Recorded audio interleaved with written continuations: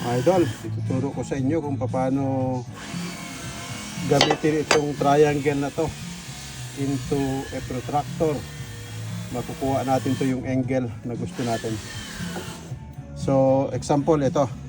Kuha tayo ng 45 degrees, gagamitin natin to. Example lang to. Ito, yun yung pivot point nya. So, itapat mo doon sa 45 sa edge niyan. Yan. I-check lang natin kung tama yung sinasabi ko.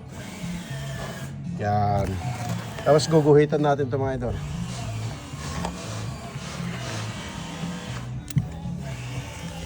Yan yung guhit natin sa 45 degrees. I-check natin kung tama.